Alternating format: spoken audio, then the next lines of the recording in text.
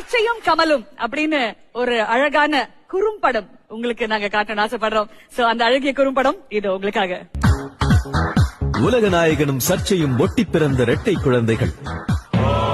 தேவர் மகன் திரைப்படத்தில் ஒரு குறிப்பிட்ட சாதியினரை உயர்வாக காண்பித்ததாக சர்ச்சை.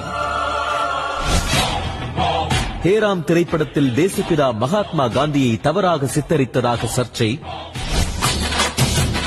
விருமாண்டி திரைப்படத்திற்கு முதலில் சண்டியர் என பெயர் வைத்தபோது தென் மாவட்டங்களில் சாதி சண்டை வெடிக்கும் என சர்ச்சை.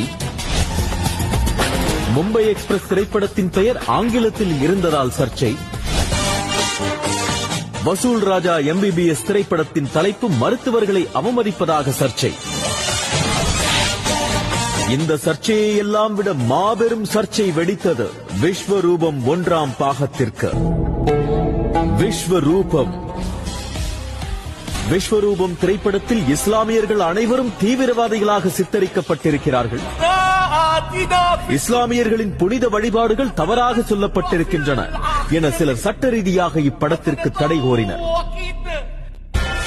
வலுத்து வந்த எதிர்ப்புகளை பார்த்த தமிழக அரசு நாட்டின் இறையாண்மையை காக்க வேண்டும் என கூறி இப்படத்தை தமிழகத்தில் தடை செய்ய உத்தரவிட்டது. அதனால் 2013 ஜனவரி 25ஆம் தேதி விஸ்வரூபம் முதல் பாகம் தமிழகத்தை தவிர பிற மாநிலங்களிலும் வெளிநாடுகளிலும் வெளியானது. சிலர் கூறியது போல் திரைப்படத்தில் இஸ்லாமியர்களை புண்படுத்தும் எந்த ஒரு காட்சிகளும் இல்லை என அண்டை மாநிலங்களிலிருந்து செய்திகள் பரவின. விஸ்வரூபம் திரைப்படம் தமிழகத்தில் வெளியாகாமல் போனால் தன் சொந்த வீடு, நிலம் என அனைத்து சொத்துக்களையும் விற்றுதான் படத்திற்காக பெற்ற கடனை அடைக்க வேண்டும். இதே நிலை தொடர்ந்தால் இந்த நாட்டை விட்டு செல்வதை தவிர வேறு வழியில்லை என பத்திரிகையாளர் சந்திப்பில் கண்ணீர் மல்க மனம் திறந்தார் உலகநாயகன். உலகநாயகனின் ரசிகர்கள் பட்டாளம் விஸ்வரூபம் திரைப்படத்தை தமிழகத்தில் திரையிட வலியுறுத்தி பல்வேறு விதமான போராட்டங்களை முன்னெடுத்தது. வீரத்தின் உச்சகட்டம் அகிம்சை.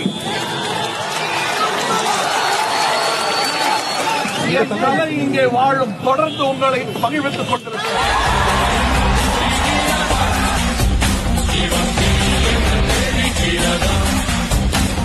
ரஜினிகாந்த், ஷாருக் கான், அமிதாப் பச்சன் என பல இந்திய திரைப்பிரபலங்கள் விஸ்வரூபத்திற்கு ஆதரவாக தங்கள் கருத்துக்களை முன்வைத்தார்கள். கலைஞர்களுக்கு சுதந்திரம் வேண்டும் என்ற குரல் ஓங்கியது.